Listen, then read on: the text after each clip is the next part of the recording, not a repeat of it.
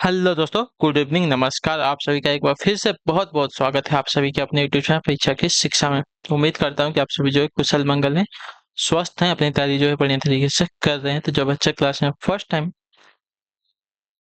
पहली बार आए हैं, नए हैं, उन सभी को बता दें हमारे चैनल पे जो आपकी बीएड प्रवेश परीक्षा 2025 की जो आपकी तैयारी है साथ रेगुलर बेसिस पे करवाई जाए। तो जिसे भी तैयारी पूरी करनी है, कंप्लीट करनी है, चैनल को सब्सक्राइब करके हमारे साथ जुड़ जाएंगे। उसके ऊपर जो बेल आइकन देगा ऑन करेंगे। क्लास का समय देखिए, जीके जीएस की जो क्लास है सुबह 10 बजे डेली देखने को मिलती है। रीजनिंग की जो क्लास है दोपहर को 1 बजे देखने को मिलती है। कला वर्ग की जो क्लास है आपका शाम को 4 बजे। हिंदी की जो क्लास है शाम को 7 बजे। ठीक है, कला वर्ग की शाम को 4 बजे और हिंदी की जो है शाम को 7 बजे आपको हमारे चैनल पर देखने को मिलती है। इस टाइम पर क्लासेस से जुड़ना है, तैयारी को पूरा कंप्लीट करना है। नीचे डिस्क्रिप्शन में चुके इंस्टाग्राम टेलीग्राम का लिंक मिलेगा, तो आप हमें इंस्टाग्राम पे फॉलो कर लेंगे और टेलीग्राम चैनल को जाकर ज्वाइन करेंगे। ठीक है, टेलीग्राम चैनल को ज्वाइन कर लीजिएगा क्योंकि बहुत ही इंपॉर्टेंट है वो। चल ठीक है, वहाँ पे क्या है, क्लास का अपडेट मिल जाएगा आपको। बाकी जो एग्जाम के रिलेटेड अपडेट आपको जाए आएगा टेलीग्राम चैनल के माध्यम से बताया जाएगा। ठीक है, तो चलेंगे क्लास स्टार्ट करेंगे। एक क्वेश्चन को ध्यान से अच्छे से देख के उत्तर देने की कोशिश करते हुए आगे बढ़ेंगे। पहला क्वेश्चन आपके सामने दिया गया, ध्यान से पढ़िए और बताइए। अब मुझे 2 मिनट का समय दीजिए, 1 मिनट का समय बस।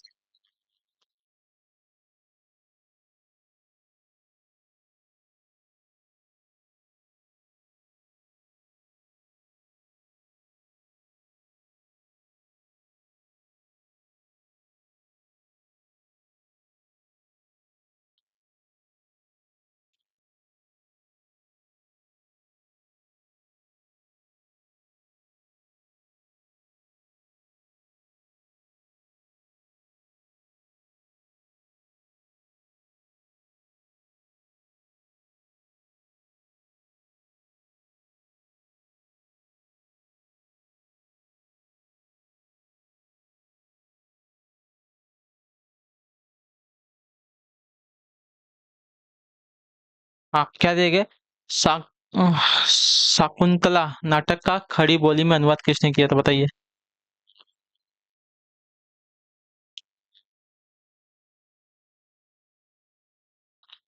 इसका राइट आंसर क्या हो जाएगा? शाकुंतला का खड़ी बोली में अनुवाद किसने किया था?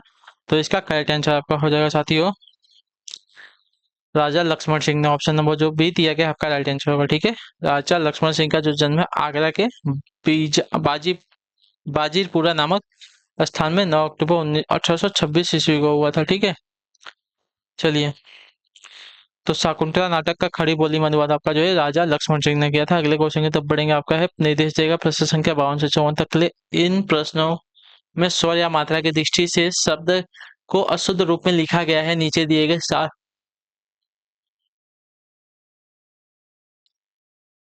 गए चार विकल्पों में से शुद्ध रूप को चुनिए। ठीक है, चलिए फटाफट आंसर दीजिए। इच्छा ध्रुव की वतनी कौन सी शुद्ध है? तो इच्छा ध्रुव की वतनी जो दी गई है ऑप्शन नंबर बी वाली आपकी शुद्ध है। ठीक है, इच्छा ध्रुव। अगले क्वेश्चन की तरफ बढ़ेंगे। आपका है 53 नंबर है, द्विरुक्ति की वतनी कौन सी शुद्ध है? तो द्विरुक्ति की वतनी जो दी गई है, द्विरुक्ति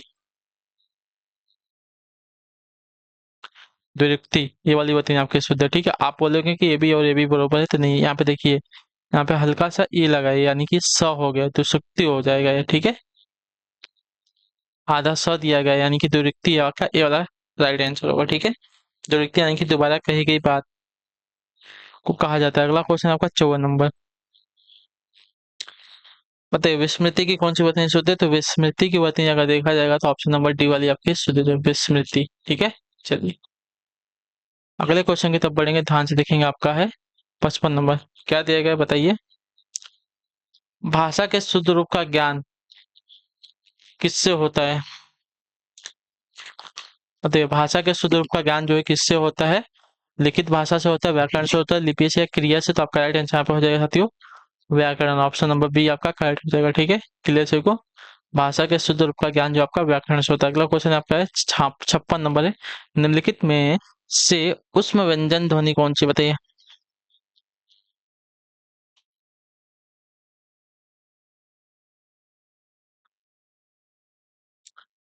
तो यहाँ पे राइट आंसर हो जाएगा सौ। सौ आपका उष्म ध्वनि है। ठीक है,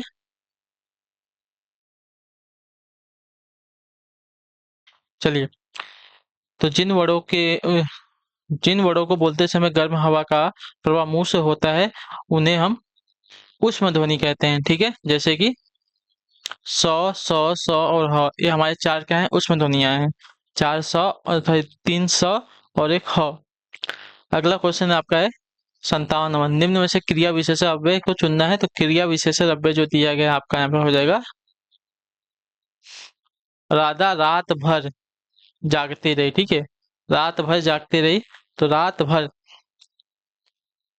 ठीक है, रात भर जागती रही में आपका कालवाचक क्रिया विशेषण है। ठीक है, चलिए, तो ऑप्शन नंबर डी जो दिया गया आपका राइट आंसर हो जाएगा। ठीक, अगले क्वेश्चन की तरफ बढ़ेंगे। आपका है 58 नंबर। ध्यान से देखिएगा, बताइएगा राइट आंसर का। उपवाक्य पहचानिए। ठीक है, उपवाक्य हमको यहाँ पे पहचानना है, तो उपवाक्य कौन सा हो जाएगा, वह आदमी जो कल आया था आज भी आया है। तो वह आदमी जो आया था आज भी आया है आपका विशेषण उपवाक्य है इसमें, तो ऑप्शन नंबर जो बी दिया गया आपका राइट आंसर होगा। ठीक है, इस वाक्य में जो कल आया था आपका आश्रित उपवाक्य विशेषण उपवाक्य का उदाहरण है। ठीक है, जो आश्रित उपवाक्य विशेषण की तरह कार्य करते हैं उन्हें हम विशेषण उपवाक्य कहते हैं। ठीक है, क्लियर है। तो इसमें जो दिया गया है, जो जैसा जितना इत्यादि शब्दों का प्रयोग किया जाता है। ठीक, अगले क्वेश्चन की तरफ बढ़ेंगे। आपका है 59 नंबर। देखेंगे निम्नलिखित विकल्पों में से किस विकल्प में आपका सभी शब्द व्यक्तिवाचक संज्ञाएं हैं, तो आपका राइट आंसर यहाँ पे हो जाएगा साथियों, राम, रामचरितमानस और गंगा। ठीक है, रामचरितमानस और गंगा ये हमारे क्या है, सभी के सभी हमारे हो जाएंगे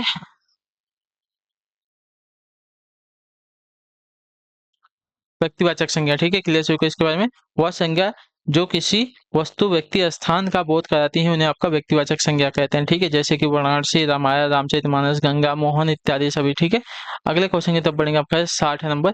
क्रिया परक, क्रिया परक व्याकरणिक कोटि चिन्हित कीजिए। ठीक है, क्रिया परक व्याकरणिक कोटि व्याकरणिक कोटि चिन्हित हमको करना है, तो देखिए,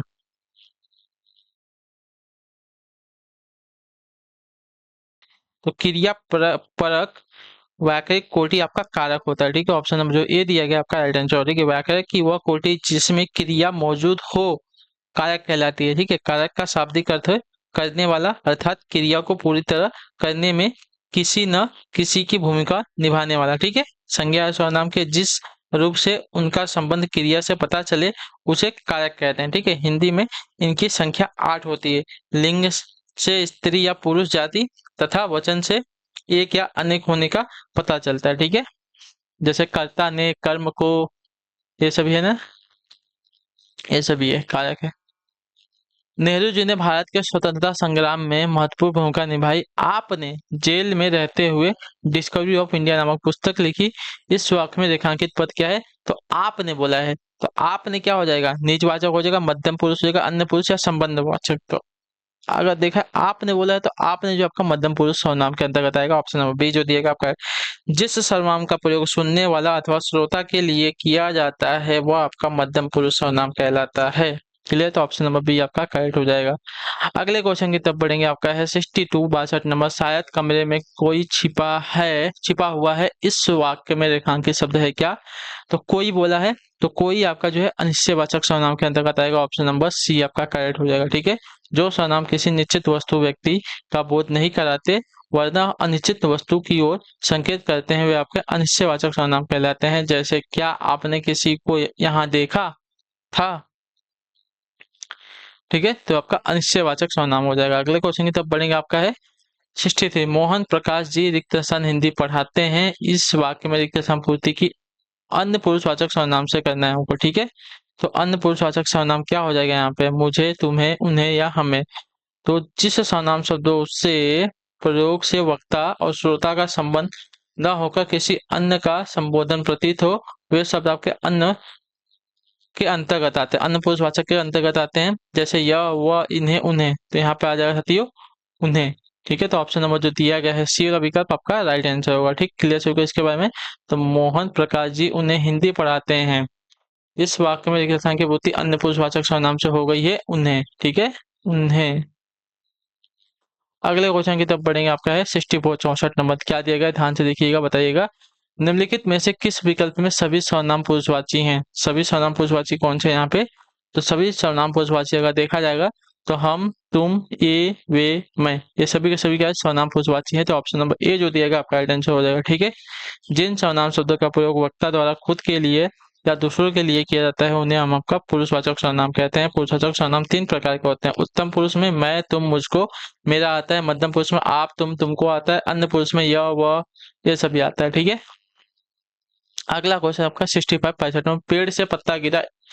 यहाँ पेड़ से, इसमें कारक कौन सा है, तो पेड़ से ना, तो यहाँ पे क्या हो रहा है, पेड़ से पत्ता अलग होने की बात हो रही है। तो यहाँ पे आपका अपादान कारक आ जाएगा। जहां पे अलग होने की भावना प्रकट होगी वहां पे आपका अपादान कारक प्रकट हो जाएगा तुरंत ही। तो ऑप्शन नंबर सी जो दिएगा आपका राइट आंसर है। जिन शब्दों से निकलने, सीखने, डरने आदि का भाव हो वहां आपका अपादान कारक होता है। ठीक है। जैसे हिमालय से गंगा निकलती है, तो हिमालय से अपादान कारक। ठीक है, क्योंकि यहाँ आपका निकलने का भाव प्रकट हो रहा है। अगला क्वेश्चन आपका है 66 नंबर, निम्नलिखित में से पुल्लिंग शब्द को चुनना है। यहाँ पे पुल्लिंग, कुर्सी, पक्षी, माता, सुगंध, इन चारों में से कौन सा आपका पुल्लिंग शब्द है, तो सुगंध। सुगंध आपका एक पुल्लिंग शब्द। Option number D will be the correct answer. ठीक है। सुगंध शब्द का प्रयोग शब्द पुल्लिंग में होता ही है। ठीक है। सुगंध आपका एक भाववाचक संज्ञा है।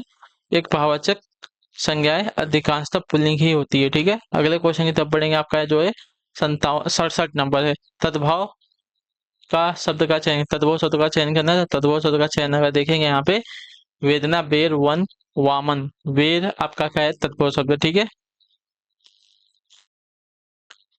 चलिए अगला क्वेश्चन आपका है 68 नंबर, तद्भव तत्सम आपको मैंने बताया। तत्सम शब्द होते हैं जो कि संस्कृत के शब्द होते हैं और जो कहते हैं जो है हिंदी में प्रयोग किए जाते हैं। ठीक है। और तद्भव जो है संस्कृत के ऐसे शब्द होते हैं जिन्हें बदल कर, ठीक है, थोड़े से परिवर्तन के बाद जो है हिंदी में प्रयोग उन्हें तद्भव कहा जाता है। तो यहाँ पे हमको तत्सम पूछा है, तो गाजर, गाहक, गेहूं, गर्त। गर्त हमारा क्या है, तत्सम। तो ऑप्शन नंबर डी जो दिएगा आपका है गर्त तत्सम शब्द है। गर्त का अर्थ होता है गड्ढा या तो दरार। अगला क्वेश्चन देखा जाएगा आपका 69 है, 69 नंबर, नीचे दिए गए अनेकाधिक शब्दों को एक अर्थ के साथ लिखा है, उसका दूसरा अर्थ। ढाल का रीति दिया गया है, इसका दूसरा अर्थ क्या हो जाएगा, तो इसका दूसरा अर्थ आपका हो जाएगा साथियों उतार। ऑप्शन नंबर ए जो दिएगा आपका राइट आंसर हो जाएगा। ठीक है। उतार का सही है, क्योंकि ढाल का अभिप्राय होता है आगे की ओर, उतार ठग।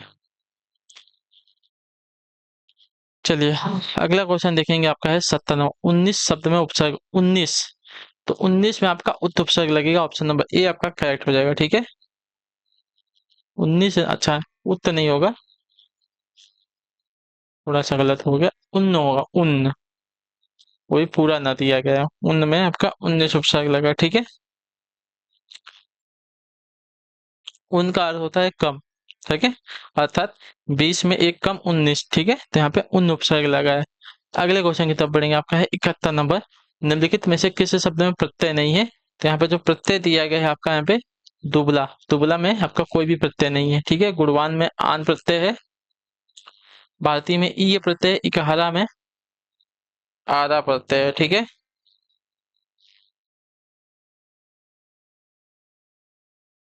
चलिए दुबला में आपका कोई भी प्रत्यय नहीं लिया। प्रत्यय जो है शब्दांश के अर्थ में लगते, अंत में लग के अर्थ बदलते हैं। ठीक है। सही संधि विच्छेद करें।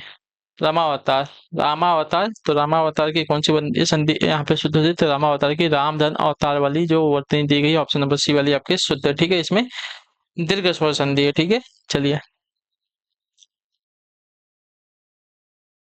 राम धन अवतार, रामावतार। अगला क्वेश्चन आपका 73 नंबर, अत्युत्तम किन दो शब्दों से बना है, तो अति उत्तम की बात करेंगे तो अति धन उत्तम शब्द से मिलकर बना हुआ अति उत्तम शब्द। तो ऑप्शन नंबर बी आपका जो दिया गया है करेक्ट है। ठीक है। क्लियर है। चलिए अगला क्वेश्चन आपका 74 नंबर, अयादी संधि है कौन सी, तो अयादी संधि आपके अगर देखा जाएगा तो यहाँ पे हो जाएगा नौ धन इक, नौइक। ऑप्शन नंबर डी आपका करेक्ट हो जाएगा। ठीक है। नाविक, नाविक। बाकी सबकी वतनी जो है गलत दी गई है। अगला क्वेश्चन आपका 75 नंबर, संधि विच्छेद का सही संधि विच्छेद का चयन करना है। विद्यार्थी, तो विद्या धनर्थी, विद्या धनर्थी। ऑप्शन नंबर सी आपका करेक्ट आंसर हो जाएगा, जिसमें आपकी जो है दीर्घ संधि लगी हुई है। ठीक है। क्लियर होगा इसके बारे में। चलिए तो इसी के साथ जो आपकी क्लास है आज की यहाँ पे पूरी हो गई, हिंदी की भी। तो आई होप कि आपको जो क्लास है अच्छी लगी। अच्छी लगी क्लास को लाइक कर दीजिएगा, चैनल पर पहले तो चैनल को सब्सक्राइब कर दीजिए, और हमें जो है कमेंट में अपनी राय क्लास के बारे में जरूर दीजिएगा। ठीक है। और क्लास को जो है लाइक करके ही जाइएगा और चैनल को सब्सक्राइब भी कर लीजिएगा, क्योंकि ऐसे ही आपकी डेली बेसिस पे हम जो है तैयारी करवाते हैं, ठीक है, आपके बीएड एंट्रेंस एग्जाम की। तो इसके लिए आपको जो है चैनल सब्सक्राइब करके रखना पड़ेगा, ठीक है। तो आपको जैसा भी लगा होगा क्लास हमें फीडबैक दे दीजिएगा। बाकी हम आपसे मिलेंगे आपकी नेक्स्ट क्लास में, तब तक के लिए टाटा बाय बाय, जय हिंद, जय भारत। आपसे क्लास से जुड़ने के लिए बहुत बहुत ही धन्यवाद साथियों।